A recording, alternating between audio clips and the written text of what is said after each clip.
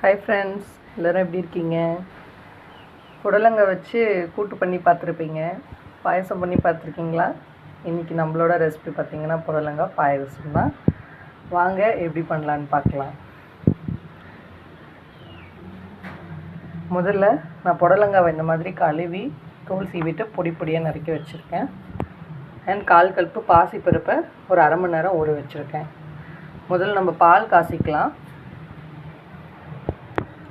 Stove on பண்ணிவிட்டு முதல்ல ஒரு பாத்திரம் வச்சுட்டு முதல்ல நம்ம பால் காசி எடுத்துக்கலாம்.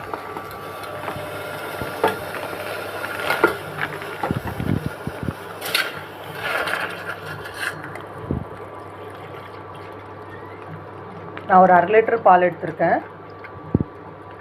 ஒரு மீடியம் சைஸ் புடலங்காய்க்கு நான் 1/2 லிட்டர் பால் எடுத்திருக்கேன். பால் ஒரு கொதி வந்தாலே போதும். நம்ம எப்படியும் பாயசம் பண்ணும்போது பால் ஊற்றி நல்லா வேக விடுவோம். பால் இப்போ நல்லாவே ஒரு கொதி வந்து பொங்கிருச்சு. இந்த டைமில் நம்ம ஸ்டவ் ஆஃப் பண்ணிக்கலாம். இப்போ பால் இறக்கி வச்சாச்சு.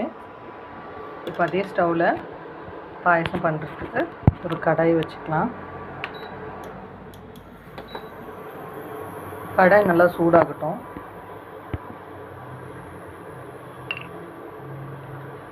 சூடானதும் இதில் ஒரு 2 ஸ்பூன் நெய் சேர்த்துக்கிறேன்.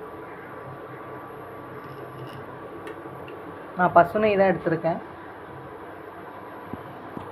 நெய் நல்லாவே காஞ்சிச்சு.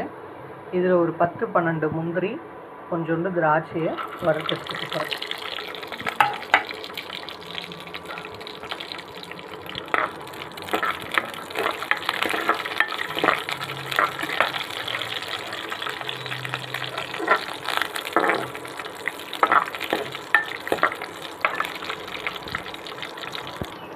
நெய்யில் முந்திரி திராட்சை நல்லாவே பொரிஞ்சிருச்சு.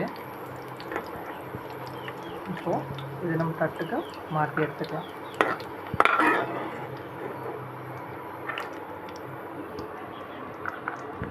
இப்போ மொத்தமாக எடுத்தாச்சு. இப்போது அதே கடாயில் ஸ்டவ்வை ஸ்லோ பண்ணிக்கிட்டு நம்ம 1/2 ஹவர் ஊற வச்சிடணும்ல பாசிப்பருப்பு, அந்த பாசிப்பருப்பை சேர்த்துக்கலாம். இப்போது நம்ம பாசிப்பருப்பை நல்லா கலந்து விட்டுக்கலாம். இது கூடவே நான் ஒரு பிஞ்ச் வந்து சால்ட் சேர்த்துக்கிறேன். எந்த ஒரு ஸ்வீட்லேயும் சால்ட் ஒரு பிஞ்ச் சேர்த்துக்கும் போது அந்த ஃப்ளேவர் ரொம்பவே என்ஹான்ஸ் பண்ணி காட்டும். நல்லா வதக்கி சேர்த்துக்கலாம்.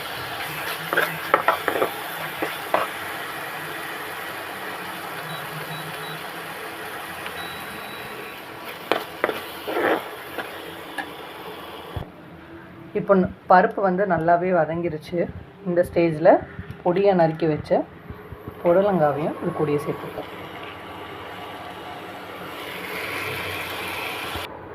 இப்போ ரெண்டுத்தையும் நல்லா கலந்து விட்டுக்கலாம்.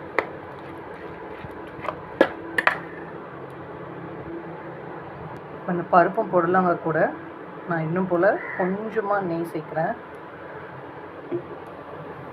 இப்போ இந்த நெய்யில் இது வதங்கும் போது இந்த புடலங்காவோட ஸ்மெல் வந்து அந்த பச்சை ஸ்மெல்லே போயிடும். நல்லா நெய்யோடு வதங்கி நெய்யோட ஸ்மெல் நல்லா அதில் வர ஆரம்பிச்சிடும். அதுக்காக தான் நெய் சேர்க்குறோம். இப்போ ஒரு நிமிஷம் நல்லா இது நல்லா வதங்கிக்கிட்டோம். இப்போ புடலங்காய் நல்லாவே ஒரு நிமிஷம் வதங்கிருச்சுங்க. இப்போது இதில் வந்து நான் பருப்பு ஊற வச்சேன்ல, அந்த தண்ணியை வந்து ஊற்றாமல் அப்படியே தான் வச்சுருக்கேன். ஸோ அந்த தண்ணியை ஆட் பண்ணியிருக்கோம் வேக வைக்கிறதுக்கு.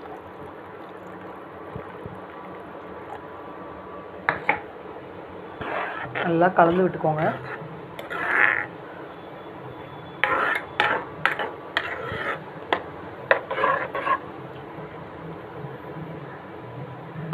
இப்போ இந்த தண்ணியிலேயே காயும் பருப்பும் நல்லா வேகட்டும். இது ஒரு மூடி போட்டு மூடி வச்சிடலாம். ஒரு 10 நிமிஷம் நல்லா வேகட்டும். வெந்ததுக்கப்புறம் எப்படி இருக்குன்னு பார்க்கலாம். பார்த்திங்கனாவே தெரியும் நல்லா கொதிச்சுட்டு இருக்குது. ஜஸ்ட் உங்களுக்கு காட்டணுன்றதுக்காக ஓப்பன் பண்ணேன்.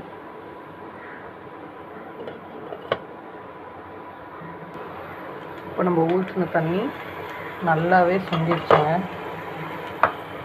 பார்த்தாலே தெரியும் உங்களுக்கு. பாருங்கள், பருப்பும் நல்லா ஒரு 3/4 பதம் வெந்துருச்சு. இப்போ இந்த ஸ்டேஜில் நம்ம காசின பால் கொஞ்சம் கொஞ்சமாக சேர்த்துக்க போகிறோம்.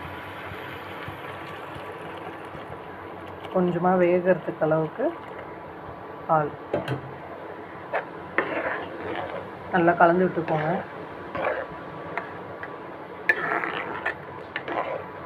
இப்போ இந்த பால்லையே இந்த பருப்பும் இந்த புடலங்காவும் வேகணும்.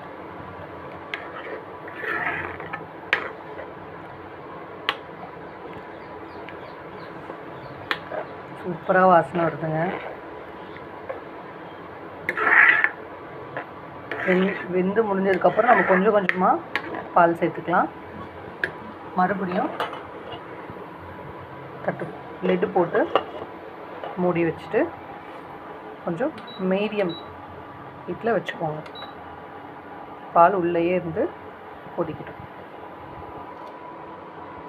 பாருங்கள், பால் நல்லாவே கொதிச்சு உள்ள இருக்க காய் வெந்துக்கிட்டு இருக்குது.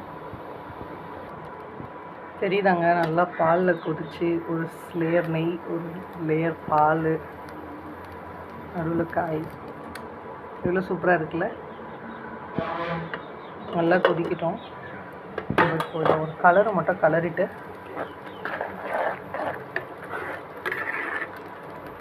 மறுபடியும் மூடி வச்சிடலாம். தெரியுதா, பருப்பு உங்களுக்கு வெந்துக்கிட்டே வருது பாருங்கள். 90% குக் ஆகிடுச்சு. இன்னும் ஒரு 10% குக் ஆகணும் பருப்பு.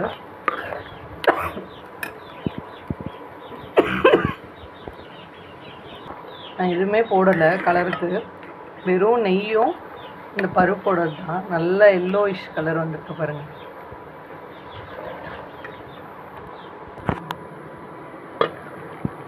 பருப்பும் காயும் நல்லாவே வெந்துருச்சு. இங்கே பாருங்கள். இப்போ இந்த ஸ்டேஜில் நான் ஒரு 6 ஏலக்காய் வச்சுருக்கேன். இந்த ஏலக்காய் ஆட் பண்ணிக்கலாம்.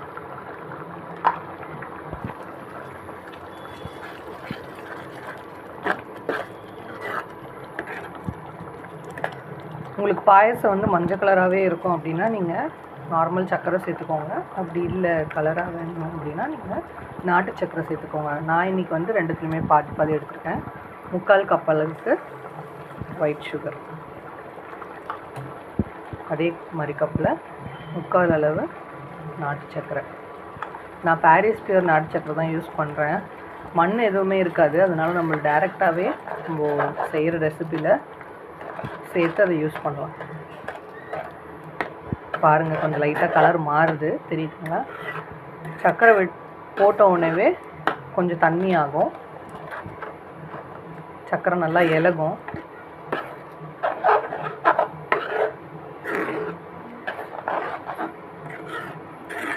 இப்போ இது கூடவே நம்ம ஆல்ரெடி காசி வச்சுருக்க இன்னொரு 100 ml நல்லா பால் சேர்த்துக்கலாம். தேவைக்கு ஏற்ற மாதிரி பால் சேர்த்துக்கோங்க. ஒரு கலரி விட்டுட்டு நல்லா ஒரு 5 நிமிஷம் கொதிக்கிட்டு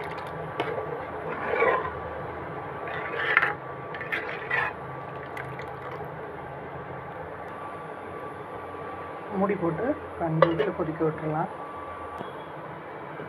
பாயசம் நல்லாவே ஒரு 5 நிமிஷம் கொதிச்சிருச்சு. ஒரு கலரிக்கலாம்.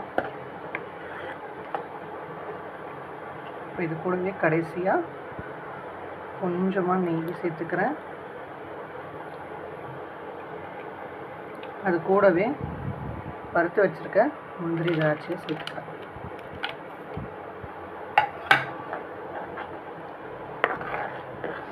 அவ்வளோதாங்க, சூப்பராக ரெடி ஆகிடுச்சு.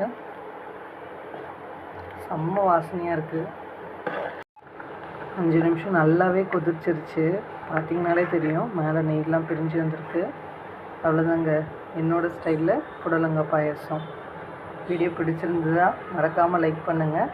கண்டிப்பாக ட்ரை பண்ணி பாருங்கள். இன்னும் நிறைய வீடியோஸ்க்கு மறக்காமல் என்னோடய சேனலை ஃபாலோ பண்ணிடுங்க. And happy cooking, happy eating. கண்டிப்பாக என்னோடய சேனலை சப்ஸ்கிரைப் பண்ணிடுங்க. அடுத்த வீடியோவில் பார்ப்போம். பாய்.